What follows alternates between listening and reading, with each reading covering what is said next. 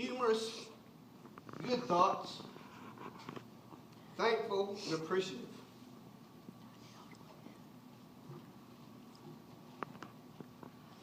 Remember why he got into this.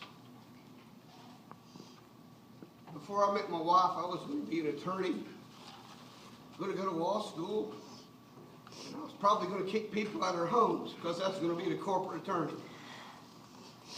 And she told me we're staying here. I had no intention of staying in Russell. I was moving on. But we raised a family, and you guys, a lot of you, taught my kids. And that was special. They were wonderful. Had a wonderful career here. They did, and I thank you all for them enjoying their high school years. And I can't leave like this. Wasn't planning on leaving, but it was the only thing I could do. But I got to throw some humor in. People ask me, how do you do this job? And I told them with a straight face, for the last 15 years, I drink. A lot of people believe me. Somebody does.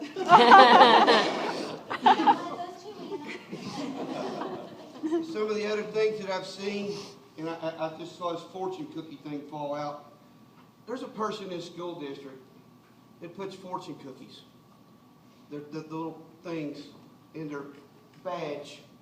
I don't know what they're doing it for, because I'm thinking they're supposed to be in charge, and they're going to look at a fortune cookie to find out what the heck's going on. How sad is that? That's a come on man. But I found the perfect fortune cookie the other day, and I gave it to Miss Chafin. It's awesome. It says, forget all previous fortunes. It's great. So she kept it. And it's awesome. You gave it to the person who told to do that.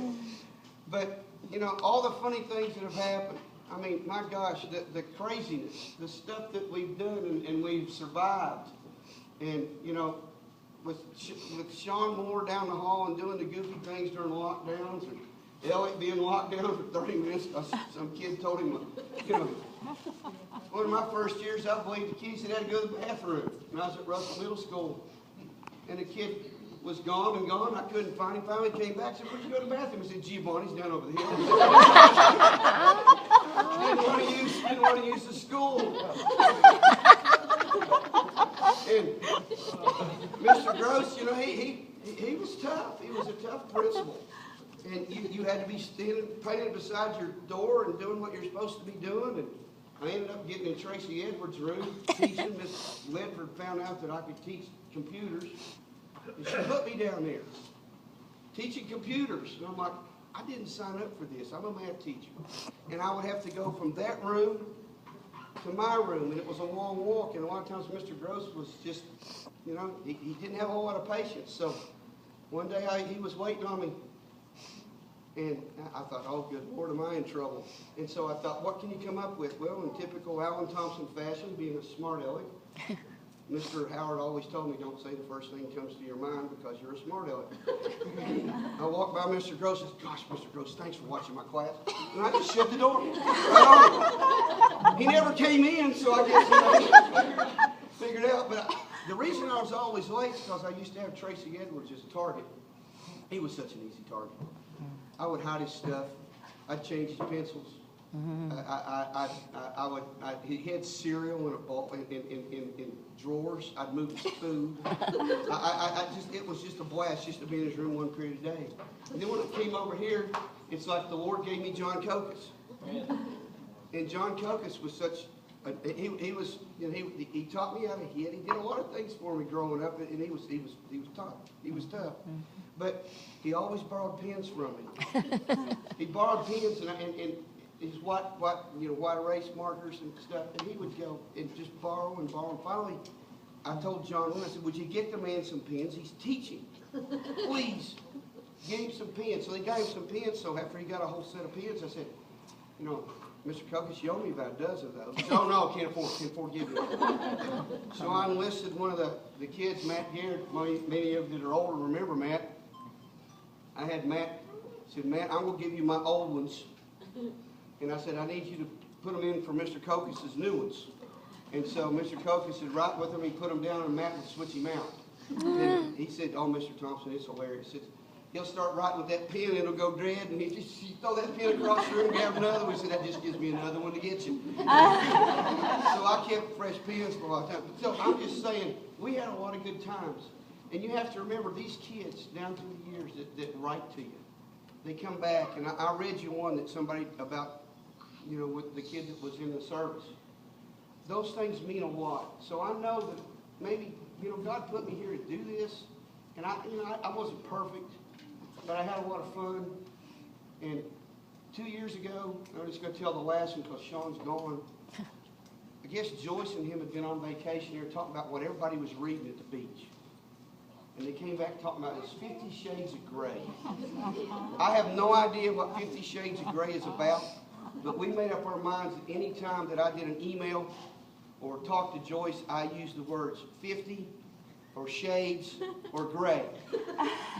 And so she knew that we were doing this to her, and it was constant.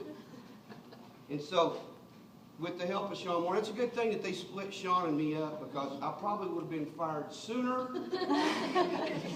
if Sean and I would have been together another year, because we actually used a slide in a presentation for KEDC in Lexington. Was that last year or year before?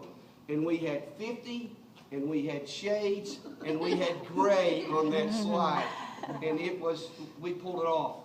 And I don't know if Joyce probably didn't talk to Sean for a couple of days, but we pulled it off. He said, Joyce said, I can't do this. I said, oh, we're doing it. We're doing it. And we had the room spellbound for about 5 to 10 minutes because they didn't know what we were going to come up with next.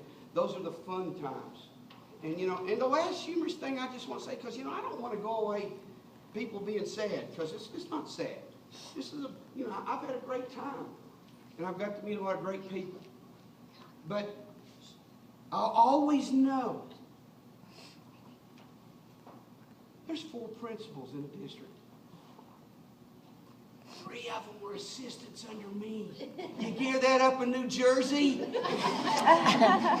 That's my last laugh. I'll always remember that. And I'm going to leave you with this. It comes from 2 Timothy. Now's the time for my departure. I fought the good fight. I finished the race. And I kept my faith. Thank you all.